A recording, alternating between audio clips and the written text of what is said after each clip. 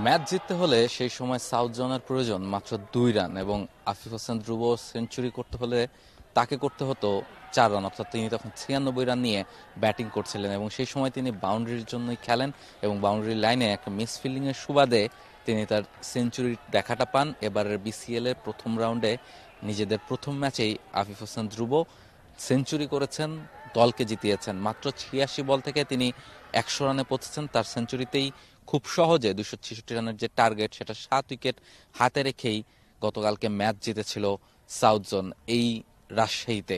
এবং এইখানকার উইকেট কতখানি ভালো সেটা প্রমাণ করে আফিফের এই চেস থেকে। 267 রানের টার্গেট কখনোই সহজ চেস হওয়ার কথা না, সেটাও প্রায় 5 ওভার আগে থাকতে এবং 7 উইকেট হাতে রেখেই সাউথ জোন চেস করতে পেরেছে এবং আফিফ হোসেন ধ্রুব খুব সাবলীলভাবেই ব্যাটিং করেছেন, সেঞ্চুরি করেছেন।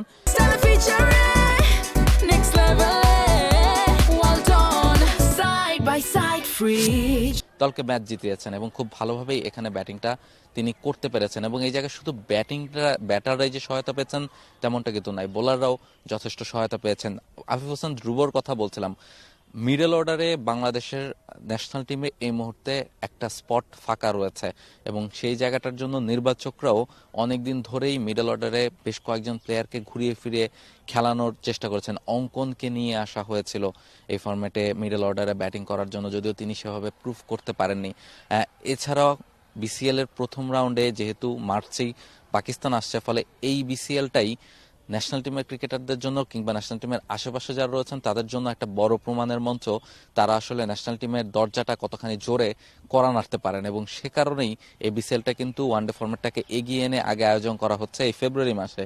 এবং সেখানে প্রথম দিনেই প্রথম রাউন্ডের যে দুটো ম্যাচ হয়েছে, রাজশাহীতে আফিফের কথা বলছিলাম, অন্যদিকে বগুড়াতে যে ম্যাচটা হয়েছে সেখানেও কিন্তু আকবর আলী 111 রানের একটা দুর্দান্ত ইনিংস খেলেছেন এবং তার স্ট্রাইক রেটও 110-এর ওপরে। ফলে দুজনেই মিডল অর্ডার ব্যাটার এবং দুজনেই বেশ ভালো স্ট্রাইক রেট মেনটেন করে দলকে জেতানো ইনিংস খেলেছেন মিডল অর্ডারে ব্যাটিং করতে নেবে এবং এটা সিলেক্টররা নিশ্চয়ই দেখেছেন এবং বিসিবিও কিন্তু কোচদেরকে অ্যাপয়েন্ট করেছে যেন এই ক্রিকেটারদের ম্যাচগুলো তারা দেখে এবং তাদের পারফরমেন্সগুলো অ্যানালাইসিস করে। ফলে এই বিসিএলটা কিন্তু ন্যাশনাল টিম বা ন্যাশনাল টিমের আশেপাশে ক্রিকেটার যারা রয়েছেন তাদের জন্য একটা বড় সুযোগ প্রমাণ করার, ন্যাশনাল টিমে নিজেদের জায়গাটা সিকিউর করার। যারা আছেন অলরেডি তারাও নিজেদের প্রস্তুতিটা নিচ্ছেন এখানে ভালো ব্যাটিং করে বা ভালো বোলিং করে, যেহেতু দুটো উইকেটই বেশ ভালো উইকেট, ফলে বোলারদের জন্য ব্যাটারদের জন্য ভালো সুবিধা রয়েছে।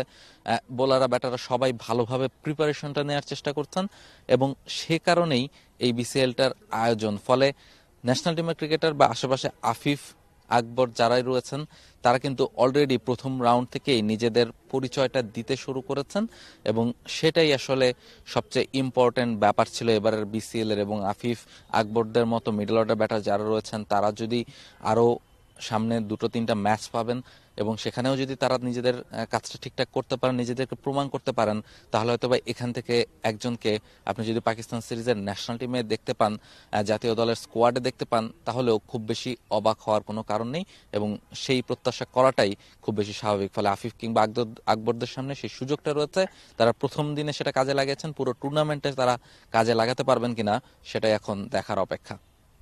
For more updates, subscribe to our YouTube channel and click on the bell icon. Follow us on Facebook and Instagram. Download T-Sports app to enjoy exciting games and highlights. Visit tsports.com.